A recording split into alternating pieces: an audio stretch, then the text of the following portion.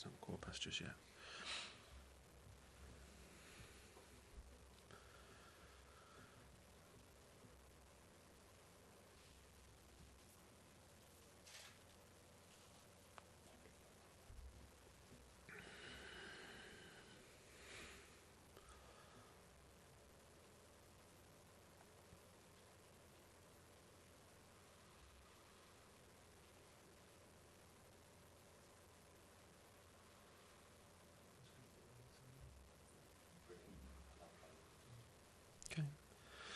Good evening, everybody, and welcome to this media conference to preview tomorrow's UEFA Euro 2020 final between England and Italy. We're joined here by England manager Gareth Southgate and captain Harry Kane, who are ready to take your questions. So please raise your virtual hand, and we'll start with Simon Peach of the Press Association. Hi, good luck to you both. Just a question for Gareth. Just basically your thoughts heading into what is the nation's biggest game in 55 years and the letter you received from the Queen. The end of it kind of summed up, talking about spirit, commitment and pride, everything your team has displayed this tournament. Yeah, I mean, it's been fantastic to have obviously a letter from the Queen, letter from the Prime Minister to all of the team, and the recognition that the players and all of the staff have gone about this in the right way. We had a fabulous reception when we left St George's. All the local villagers had come out and lining the route, and people pulled over in lay-bys, and so you got more of a sense of what's going on outside the bubble that we've been in. But it always comes back to tomorrow. You know, we're in a final, and we're here to win. So everything, it's important how we've represented people, and we're pleased that legacy has been there, but now we want to go and bring the trophy home for everybody. Thanks. Should have said it at the top, but just a reminder to specify who you're questioning for is when you ask. We'll go next to James Robson as standard. Hi, this is a question for Gareth. Hi, Gareth. Tomorrow it's going to be a long day leading up to the match. I was just wondering, what does tomorrow look like? You know, how do you keep the players, I suppose, busy, if you like? It's going to be hard enough for the fans, let alone the players, and they've got to wait till 8 p.m. to kick off. What do you do in that time? For us, it's just a normal match day. We've prepared the same way for all of our evening kickoffs, and we'll have the same meetings at the same time. Players will perhaps have a stretch or a walk, although that might be a bit more difficult looking outside the hotel. So, but all of our preparation, especially for these knockout matches, has been the same. We've had evening kickoffs each time, and I think no matter what the game, you've got to keep that consistency in how you prepare. The players are ready, they're tactically aware, they're used to playing in these games, and everybody's looking forward to it. And I was just wondering, when you got the group together, I think Luke Shaw said at the start the speech he gave was moving when you addressed everyone at the same time. So just wondering, what did you actually say to them at that point to set the tone for this tournament? Well, we presented everybody with legacy caps, which, as you know, we have introduced the legacy numbers in the last couple of years. We felt that's been an important thing, not just for the players that are with us now, but for our former players. You know, you to have that moment where you've got your number, it's unique to you. There's only a certain number of players who've had the opportunity to represent their country, and so we talked a little bit about that and how, you know, this was our moment to represent our time. What had gone before is not unimportant, because we recognise the contribution other people have made, and we're respectful of that. But the near misses and the tournaments that haven't gone so well weren't important for this team. And over the last 4 years, they've knocked down so many barriers, and they've come through so many different challenges, different ways to win matches, had to come back from being behind, had to go through extra time, had to go through penalty shootouts. So their resilience and experiences as a team have really prepared them well for this moment. Thank you, James. Next, we'll take a question from Italy. Marco Conterio. Hello, Mr. Southgate. My question is, do you have any message for the fans for not booing the Italian national anthem? Yes, of course. It's important that our fans always respect the opposition, and we know that in actual fact, when we play abroad and fans boo our anthem, it probably inspires us even more. So I don't think it will help the team. I think we can intimidate the team with the booing during the game, but it's different for the anthem. I think we should be respectful. Sorry, Marco. Go again. You got a follow-up there? Yeah, no worries. Yeah, my other question, if I can, is for Harry Kane. Which are your feelings for the game against Chiellini and Bonucci, not the last defenders of the world? Thank you. Yeah, no, of course. They're two amazing defenders. They've had great experience over their careers in big matches. Obviously, I've been fortunate enough to play against them before, and as a striker, I want to be playing against the best centre-backs in the world, and those two are definitely up there. But of course, this game is not just about me and the two centre-backs. The game is about England versus Italy, and we feel like we've got a great belief in the team.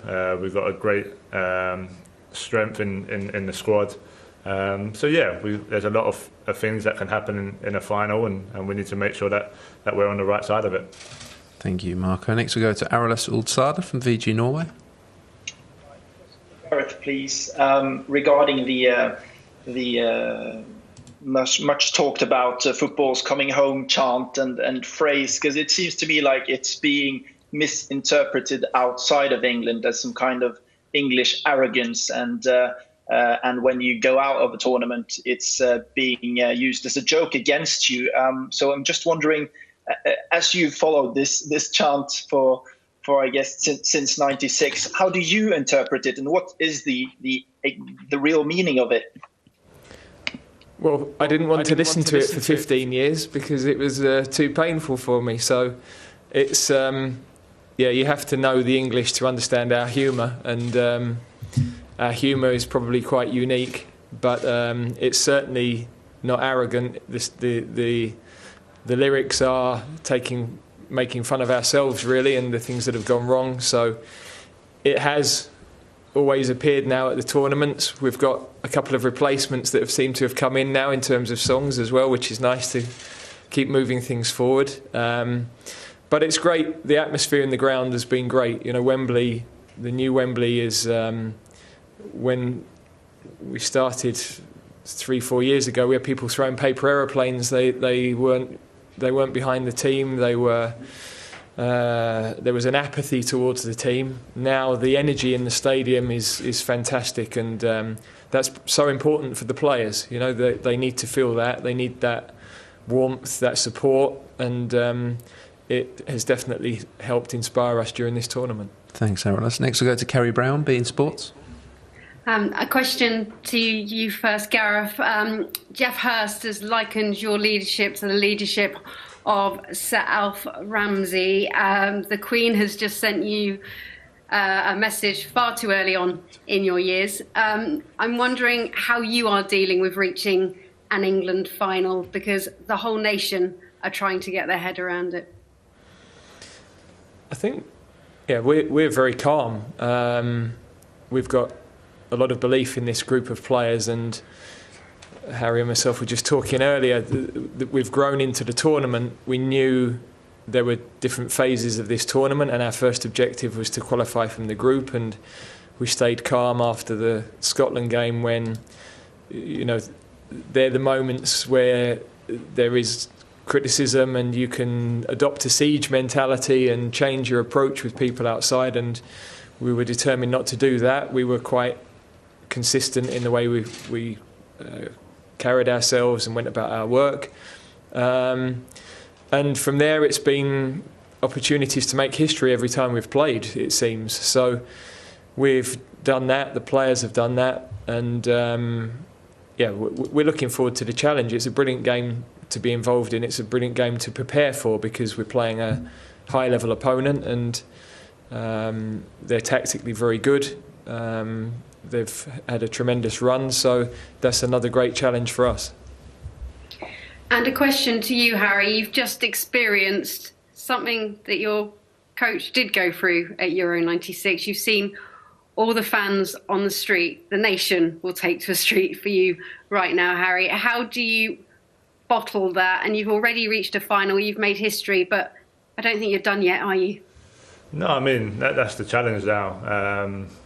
Of course, we've been knocking down barriers along the way, but we started this tournament with an aim to win it, and we have that opportunity tomorrow night. And to see the fans on the street like they have been, and see the reception that we've had as we've pulled into the hotel here, and as we was leaving St George's Park, is just showing us how big an occasion it is. I think in Russia, obviously we was over there and we was in our own bubble, and we could see videos of what it was like back home, but we couldn't really experience it ourselves. And even this camp, obviously we've been kind of just onto the next one, just focusing on the next game, which we've done for this final. But it's great to see the reception that we're getting, and we know how much it means to the English fans all over the country. So we're proud to be representing them, and hopefully we can do them proud again tomorrow night. Thanks, Gary. Antonello Guerrera, La Repubblica. Hello, everyone, and good luck for tomorrow. I have first a question to Gareth.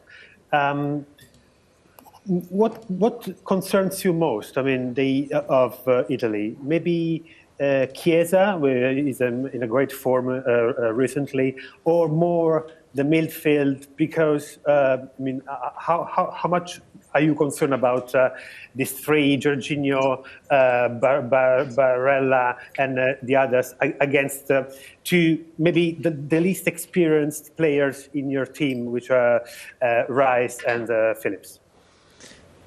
Yeah, I think when you're the coaching team, you watch everything, and you have to decide the most important information for the players and not flood them with too much. Try and adapt the game to our strengths. Try to highlight the potential weaknesses in the opponent. So, of course, there are fantastic players all through the Italian team. They have a good tactical plan, experienced coach, and an amazing record over the last 30 games. So we're very aware of that. But players like our two midfield players, they've played beyond their experience in this tournament, and they've already played against Luka Modric, Toni Kroos. So they've had to adapt to these types of midfield players with great European experience, and they've done that brilliantly. We're different,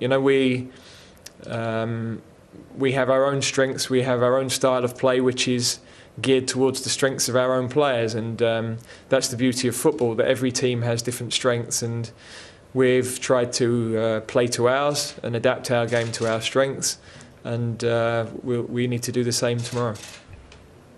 And I have a question for Harry as well. Harry, as a captain, how different is the eve of this incredible game, especially for you and your mates? I mean, after 55 years, and we all know that. I mean, how different is from other games, and how do you prepare all to face this incredible challenge?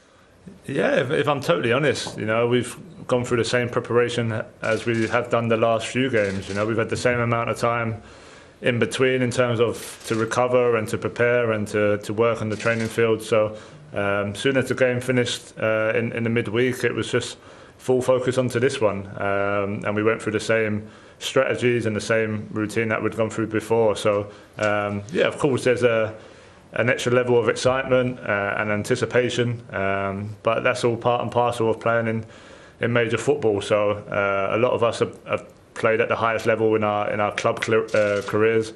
A few of us obviously had the opportunity in the World Cup a few years ago. So it's just about staying calm, staying as relaxed as you can, and just look forward to being out there and enjoying the moment as much as you can.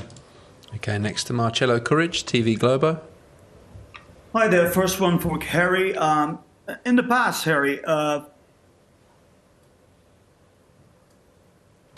Connection issue there. We'll jump to James Ollie at ESPN.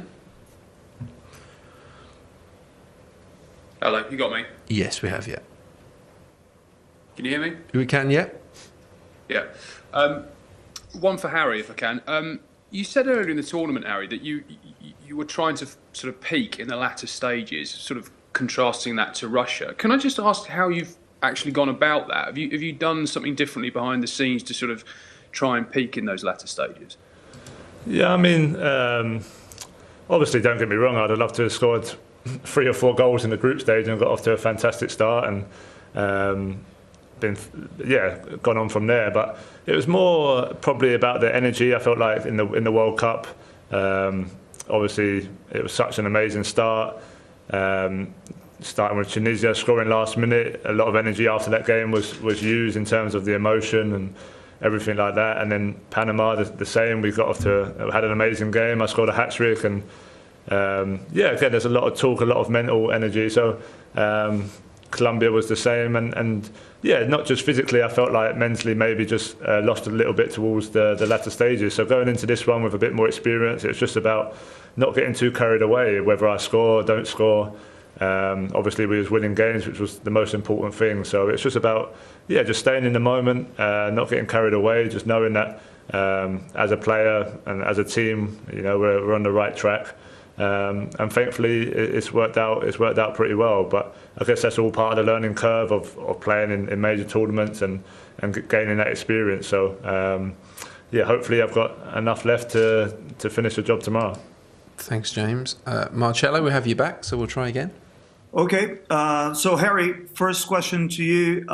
In the past, before big matches like these, football teams used to do these mind games to scare the opponent. But this English team brings such a humbleness in the narrative that it seems odd to do something like this.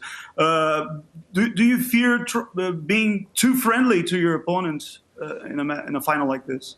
No, I don't think so. I think obviously that's the personality of a lot of the players in the squad. They are humble, they are respectful. But I think we have a real focus and determination to win. I think we've shown that in the last tournament we played and going into this tournament, knocking down barriers that have been there for our country for a long, long time. So, I feel like in modern football nowadays, there isn't so much probably mind games before and getting too hyped and getting too out of control. We have a real focus of where we want to be, a real vision of where we want to be. Without that and without our winning mentality, we wouldn't be in the situation we are now. And for Gareth, I interviewed Ian Broody, who wrote Three Lions, the It's Coming Home song, 2 days ago. And I asked him if he had to do a new version of the song for this team, which player he's going to pick to put in the lyrics. And then he mentioned Harry as a super striker, but he's told me that it should be only you, Gareth, because you're the unity of this team. You mean a lot for this team. How do you take this on? I think any manager relies on having support from coaches, especially. I've got a fantastic assistant, Steve Holland, who we've worked for a number of years now, and I couldn't do what I do without him. But we have a big staff, and in modern management, in any business, you can't lead without good people around you. You need the right information, the right support. And so, I'm fortunate to be in that position. Also, we have some very good players, and we should never underestimate the fact that whatever we might do, the game's about players, and we've got some very good ones who are highly motivated, who've worked brilliantly together. Some high-profile players who've really accepted perhaps not getting as much football as they might have wanted, but they've all committed to the team and they've committed to the group. And I think our country have realised that. They've seen what that's been about, and they deserve to be in the position they are now with this opportunity. Thanks, Marcello. Alex Howell, BBC Sport. Hi, Gareth. Hi, Alex. I was just going to ask, have you allowed yourself to think about what it would be like if you managed to win this tournament? I know you're very focused on the game, but have you had a couple of moments when you thought about what it would be like to bring the trophy home? No. I mean, at the back of your mind, you always have to have a bit of a vision of how you would like to see the end and play that out. But the reality is, I think you've got to focus on the processes and focus on the performance, and that's what we have always done with this team. And I think that it's important that the players have an understanding of that. Whatever path the game takes, and it can take any number of different paths. Football matches are like that.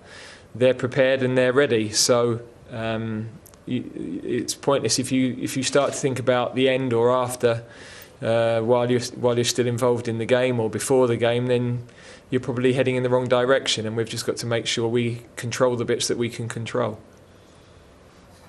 Thank you. And then just one more, Gareth. I know you spoke to my colleague earlier, John Murray, and mentioned that Phil Foden had a slight knock. I was just wondering whether there had been chance within the team to assess him and whether he'll be available for tomorrow. No, as I said earlier, he's a doubt. We've been on the bus for the last couple of hours, so medical team will sort of give us a final update on that later. But he's definitely doubtful, although it's not something that's serious. It's just a case of whether it's going to keep him out of this particular game. Thanks, Alex. Simon Evans, Reuters. Hi, Gareth. I mean, obviously, this being a final, it's logical that this is the strongest team you're going to face in this tournament. What do you think the team has to do better than it's done in previous games? Very good performances throughout, but to raise their game for this, what areas have you been focusing on doing better in? Well, it's not necessarily about better. It's the challenge of every game is slightly different, and in finals, actually, the key is to hit your normal level. Right. Lots of teams in finals end up underperforming, and you don't have to find a level beyond where you've ever gone before. It's about hitting and doing what you're good at, transferring what you do every day on the training pitch into the match.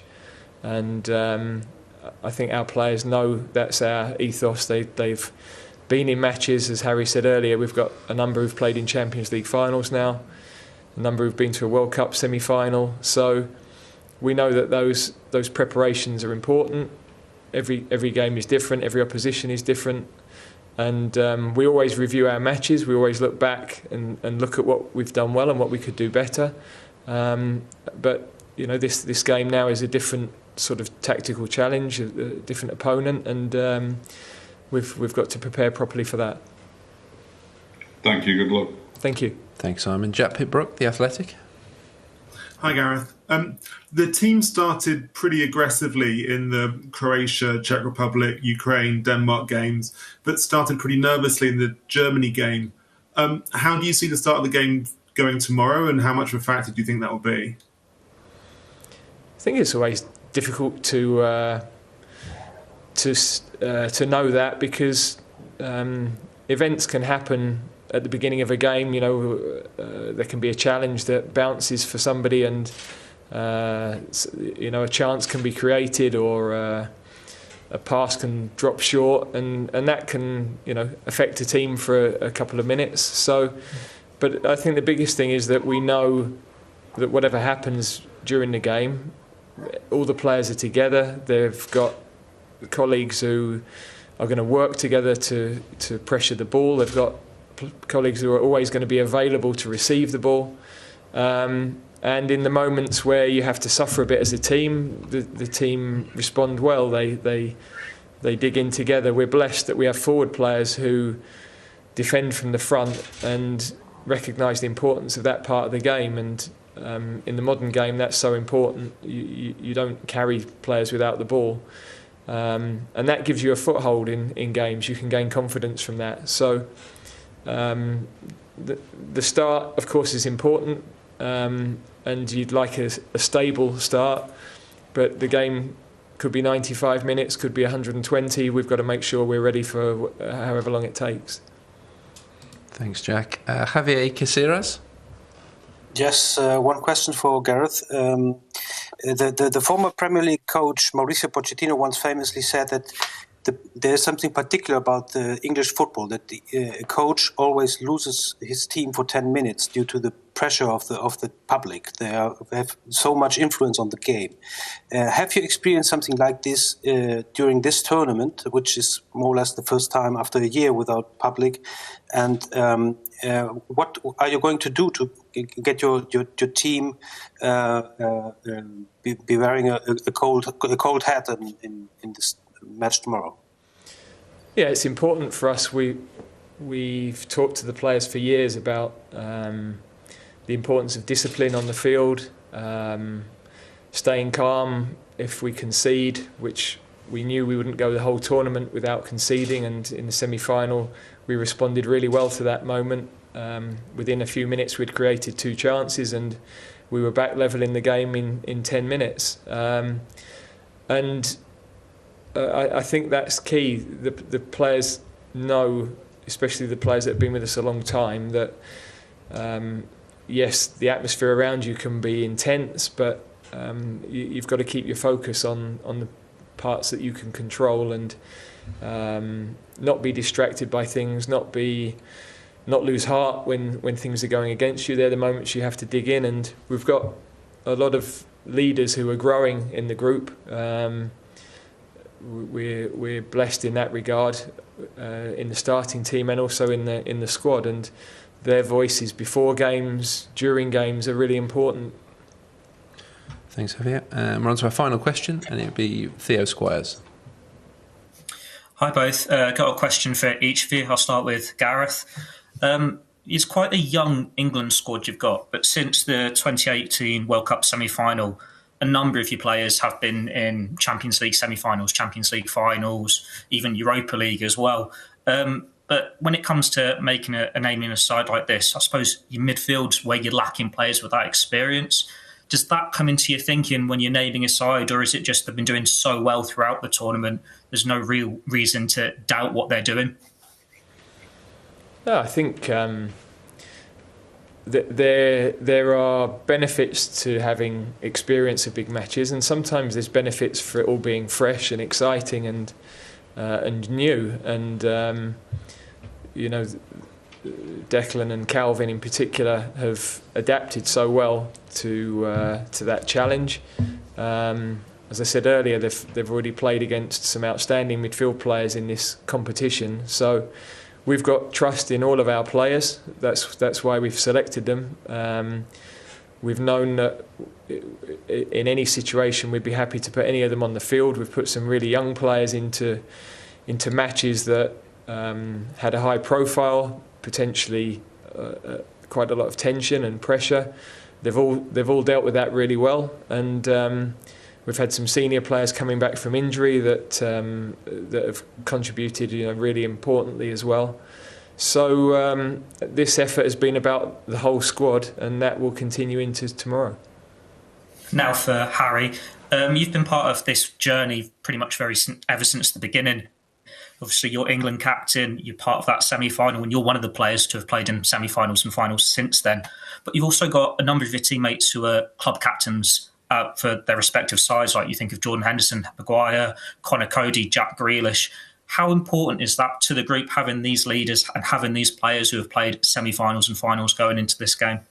Yeah, that's a massive strength of ours as a squad, I feel, as the captain, it's not an easy job, but it's definitely made easier when you have them types of leaders around you, because it's not just one voice. We have many voices, like the manager said, that help out during games, after games, before games, and that's a huge part of a successful team. So of course we wouldn't be where we are without all those players, and I think they've given a real good vision for the younger players in the squad as well. And every big game that you play, you want as much experience as possible. And like I said, we definitely have that. So it's going to play an important role, obviously tomorrow, and the future of this team as well.